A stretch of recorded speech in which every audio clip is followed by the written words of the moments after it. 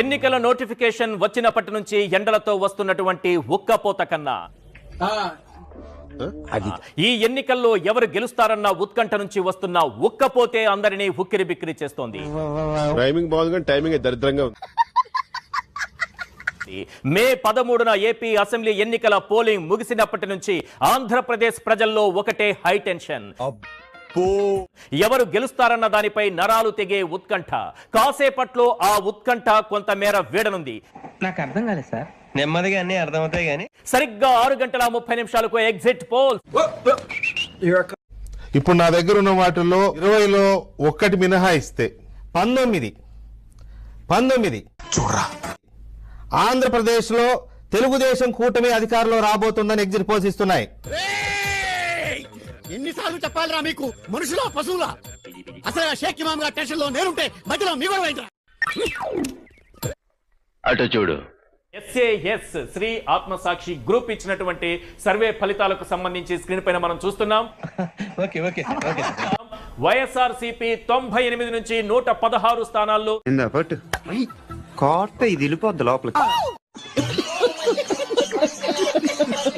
విజయం సాధించబోతోంది.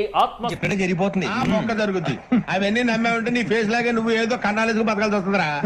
మొదటిదే వచ్చింది మన చేతికి. అలాగే రేస్ సంస్థ ఇది ఎప్పుడు పెట్టారు? జస్ట్ ఇప్పుడే పెట్టాం సార్. ఇది కూడా వైఎస్ఆర్సీపీకి అనుకూలంగా ఇక్కడ ఫలితాలను వెల్లడించింది. వైఎస్ఆర్సీపీ 117 నుంచి 128 స్థానాల్లో విజయం సాధించబోతోంది. వినటానికి విల్లింగ్ గా ఉంటే శ్రీకృష్ణుడు భగవద్గీతలో అర్జునుడికి ఇంత చెప్పాడు. ఏమంటే అన్ని సర్వే సంస్థలు అనుకూలంగా వైసీపీకి మెజారిటీ అట్లీస్ట్. మీరు ఇవన్నీ ఏ పట్టించుకోకండి. నిజంగా చాలా గొప్ప సిద్ధాంతి. ఆడో గొప్ప సిద్ధాంతి, ఈడో గొప్ప యాదాంతి. నేను అంటున్నా కదా, ఇప్పుడు మీరు వచ్చి అడిగారు కాబట్టి చెప్తున్నాను తప్ప అదర్వైజ్ దీని మీద పెద్ద కామెంట్ చేయడం కూడా చేయవలసిన అవసరం లేదు. ఎందుకంటే ఎగ్జిట్ పోల్స్ అనేవి రకరకాల దీనితో జరిగేవి. ఏది నోటుకొస్తే అది మాట్లాడక ఎన్ని శాంపుల్స్ తీసుకున్నారని బట్టి సీరియస్ గా చేసిన వాళ్ళకు కూడా. అందులో ఇప్పుడు ఎలక్షన్ రిగ్గింగ్ సంగతి ఏమో ఎగ్జిట్ పోల్ రిగ్గింగ్ కూడా జరుగుతుంది. ఏంటి బాబన్నా ఇంకోసారి? ఎలక్షన్ రిగ్గింగ్ సంగతి ఏమో ఎగ్జిట్ పోల్ రిగ్గింగ్ కూడా జరుగుతుంది. ఎలక్షన్ రిగ్గింగ్ సంగతి ఏమో ఎగ్జిట్ పోల్ రిగ్గింగ్ కూడా జరుగుతుంది. ఈ ఫీల్ టవర్ ఇంత పెరిగాడు, ఇంత బ్రెయిన్ కూడా లేదు.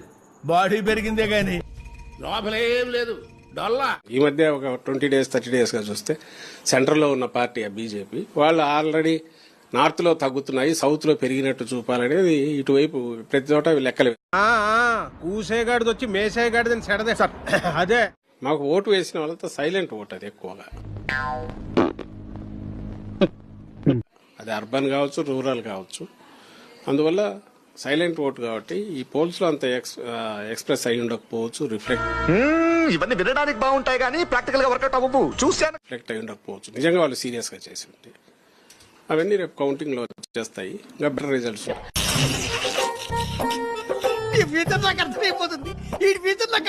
వై నాట్ 175 అని చెప్పి అందుకే నేను ఈ సందర్భంగా గట్టిగా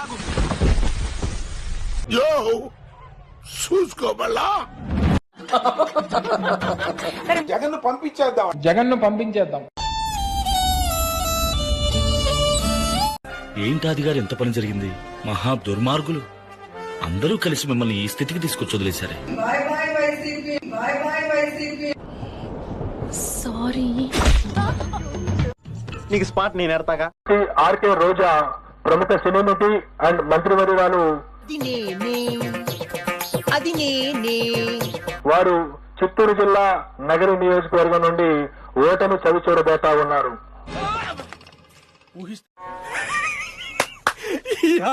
ఏం ఫీల్ ఉన్నది మామయ్య? 20 సంవత్సరాల రాజకీయాన్నైనా సరే పనంగా పెట్టి సవాల్ విసురుతా ఉన్నా. ఎందుకు? పల్నాడులో గాని నేను ఓడిపోతే రాజకీయంలోంచే తప్పుకుంటా. అమ్మా నువ్వు ఆ మాట ఇస్తే చాలు, చిరుగుడు అనేసుకుంటానమ్మా. రాజకీయంలోంచే. అలాగా?